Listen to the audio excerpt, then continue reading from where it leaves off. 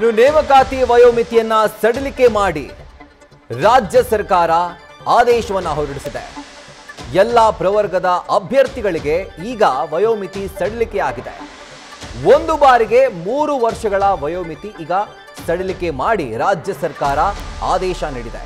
ಅಧಿಕೃತವಾಗಿ ಸರ್ಕಾರ ಈ ಒಂದು ಆದೇಶ ಹೊರಡಿಸಿರೋದ್ರಿಂದ ಸ್ಪರ್ಧಾತ್ಮಕ ಪರೀಕ್ಷೆಗಳನ್ನು ಎದುರಿಸ್ತಾ ಇರುವಂತಹ ಅಥವಾ ಅದಕ್ಕೆ ತಯಾರಿ ಮಾಡಿಕೊಳ್ತಿರುವಂತಹ ಅಭ್ಯರ್ಥಿಗಳಿಗೆ ಅಥವಾ ಆ ವಯೋಮಿತಿ ಆಗೋಯ್ತು ಇನ್ನು ನಮ್ಮ ಕೈಲಿ ಪರೀಕ್ಷೆ ಬರೆಯೋದಕ್ಕೆ ಸಾಧ್ಯವಾಗೋದಿಲ್ಲ ಅನ್ನುವಂಥ ಒಂದು ಮನಸ್ಥಿತಿಯಲ್ಲಿ ಯಾವೆಲ್ಲ ಅಭ್ಯರ್ಥಿಗಳಿದ್ರೋ ಆ ಅಭ್ಯರ್ಥಿಗಳಿಗೆ ಈಗ ಸರ್ಕಾರ ಗುಡ್ ನ್ಯೂಸ್ ಕೊಟ್ಟಿದೆ.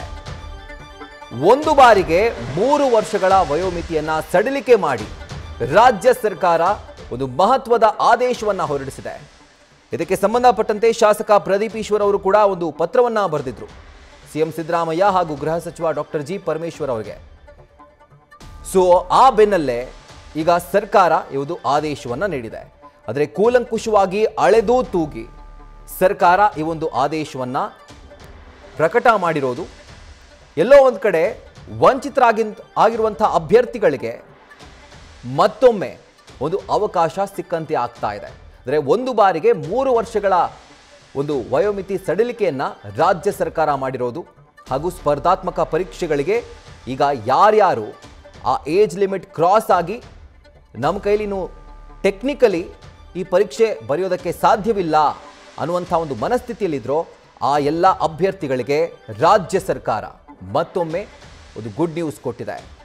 ಅಂದರೆ ಕಾಲಕ್ಕೆ ನೇಮಕಾತಿ ಆಗದೇ ಇದ್ದಿದ್ದರಿಂದ ಎಷ್ಟೋ ಜನ ವಂಚಿತರಾಗಿದ್ದರು. ಪರೀಕ್ಷೆ ಬರಿಬೇಕು ಅಂತ ಅಂದ್ಕೊಂಡಿದ್ದವರು ಕೂಡ ಅದು ನೇಮಕಾತಿ ಪ್ರೋಸೆಸ್ ಆಗ್ತಾ ಇರಲಿಲ್ಲ. ಹೀಗಾಗಿ ಕಾದು ಏಜ್ ಬಾರ್ ಆಗಿರುವಂಥ ಎಷ್ಟೋ ಜನ ವಿದ್ಯಾರ್ಥಿಗಳಿದ್ದಾರೆ, ಅಭ್ಯರ್ಥಿಗಳಿದ್ದಾರೆ. ಆ ಅಭ್ಯರ್ಥಿಗಳಿಗೆ ಈಗ ಸರ್ಕಾರ ಗುಡ್ ನ್ಯೂಸ್ ಕೊಟ್ಟಿದೆ. ಒಂದು ಮಹತ್ವದ ಆದೇಶ ರಾಜ್ಯ ಸರ್ಕಾರದ ವತಿಯಿಂದ ಈಗ ಪ್ರಕಟ ಆಗಿರೋದು. ಸ್ಪರ್ಧಾತ್ಮಕ ಪರೀಕ್ಷೆಗಳಿಗೆ ರಾಜ್ಯ ಸರ್ಕಾರ ಒಂದು ಏಜ್ ಬಾರನ್ನು ಒಂದು ಸ್ವಲ್ಪ ಮುಂದಕ್ಕೆ ತಳ್ಳಿದೆ. ಅಂದರೆ 3 ವರ್ಷಗಳ ವಯೋಮಿತಿಯನ್ನು ರಾಜ್ಯ ಸರ್ಕಾರ ಸಡಿಲಿಕೆ ಮಾಡಿದೆ. ಹೀಗಾಗಿ ಎಷ್ಟೋ ಜನಕ್ಕೆ ಇದೊಂದು ರೀತಿ ಆಶಾಕಿರಣ ಇದ್ದ ಹಾಗೆ. ತಾವು ಕೂಡ ಇನ್ನೂ ಪರೀಕ್ಷೆ ತಗೊಳ್ಬಹುದು ಅನ್ನುವಂಥ ಒಂದು ಖುಷಿ ಈಗ ಅಭ್ಯರ್ಥಿಗಳಲ್ಲಿ ಖಂಡಿತವಾಗ್ಲೂ ಮೂಡುತ್ತೆ.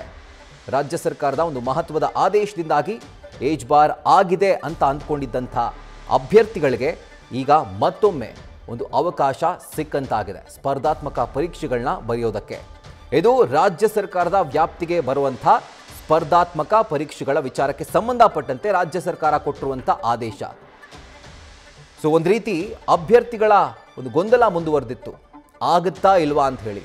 ಆದರೆ ರಾಜ್ಯ ಸರ್ಕಾರ ಅಭ್ಯರ್ಥಿಗಳಿಗೆ ಗುಡ್ ನ್ಯೂಸ್ ಕೊಟ್ಟಿದೆ.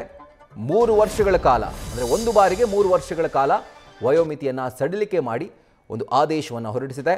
ಆ ಆದೇಶದ ಪ್ರತಿಯನ್ನು ಕೂಡ ನೀವೀಗ ಗಮನಿಸ್ತಾ ಇದ್ದೀರಿ.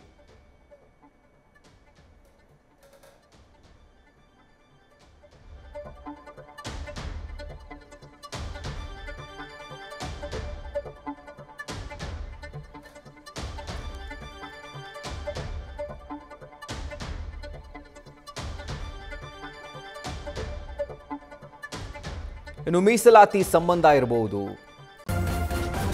ನ್ಯೂಸ್ ಫಸ್ಟ್ ನಿರ್ಭೀತಿಯಿಂದ ನಿಮ್ಮ ಪರವಾಗಿ.